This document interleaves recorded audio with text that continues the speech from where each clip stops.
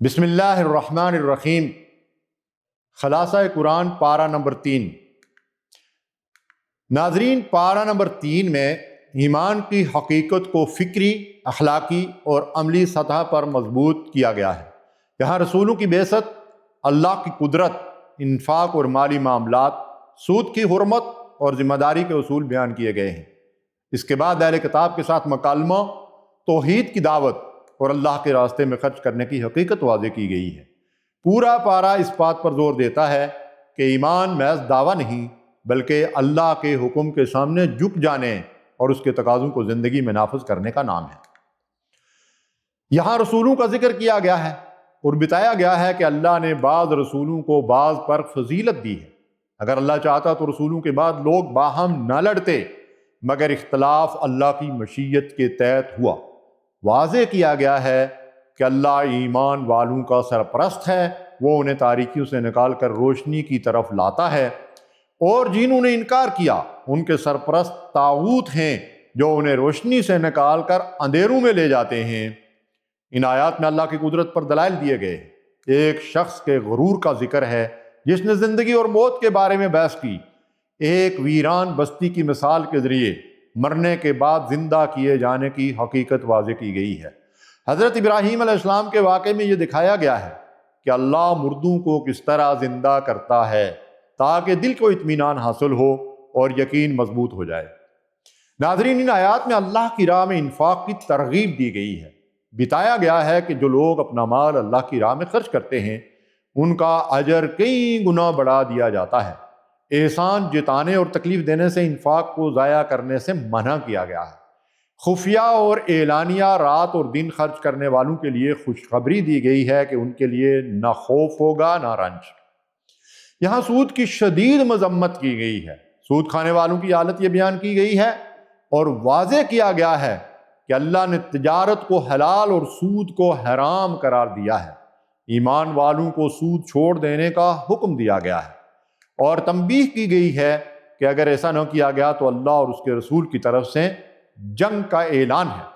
توبہ کرنے والوں کے لیے اصل مال لینے کی اجازت دی گئی ہے اور آخرت میں اللہ کے سامنے حاضر ہونے کی یاد دہانی کرائی گئی ہے۔ ان آیات بینات میں لین دین اور قرض کے احکام تفصیل سے بیان کیے گئے ہیں۔ مدت مقرر کر کے لکھ لینے، گواہوں کو قائم کرنے اور انصاف کے ساتھ تحریر لکھنے کی ہدایت دی گئی ہے۔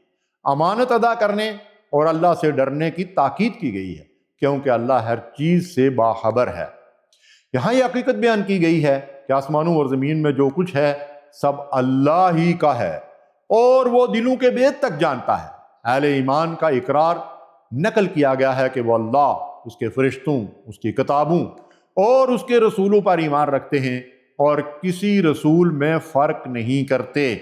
ناظرین، اب ہم سورہ آل عمران کا آغاز کر رہے ہیں۔ ان آیات میں واضح کیا گیا ہے کہ اللہ کے سوا کوئی معبود نہیں، وہ زندہ اور قائم بالذات ہے۔ اسی نے حق کے ساتھ کتاب نازل کی جو پہلی کتابوں کی تصدیق کرنے والی ہے۔ یہ بتایا گیا ہے کہ اللہ پر کوئی چیز مخفی نہیں، نہ زمین میں نہ آسمان میں، اور وہی صورتیں بنانے والا ہے۔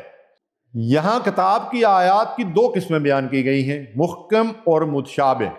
دلوں میں ٹیر رکھنے والے متشابہات کے پیچھے پڑتے ہیں، جبکہ راسخ فی العلم لوگ کہتے ہیں کہ ہم سب پر ایمان لائے۔ اہل عقل کے لیے نصیحت ہے اور ان لوگوں کا انجام بتایا گیا ہے جو حق کا انکار کرتے ہیں۔ دنیا کی مرغوبات، مال و اولاد کی محبت اور عارضی دلکشی کا ذکر ہے اور بتایا گیا ہے کہ بہتر ٹھکانہ اللہ کے پاس ہے۔ متقی لوگوں کے اوصاف، ان کی دعائیں اور اللہ کی گواہی بیان کی گئی ہے کہ دین اللہ کے نزدیک صرف اسلام ہے۔ اہل کتاب کے اختلاف کا سبب بھی واضح کیا گیا ہے۔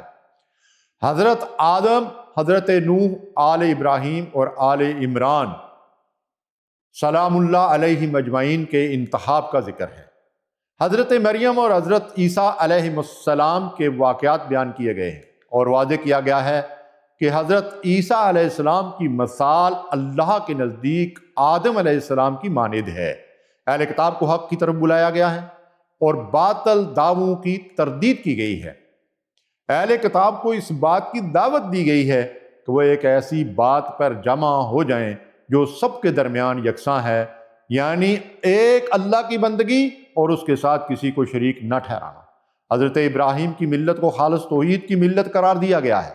یہ واضح کیا گیا ہے کہ اصل نیکی اللہ کی رضا اس وقت حاصل ہوتی ہے جب آدمی وہ چیز خرچ کرے جو اللہ کو محبوب ہے۔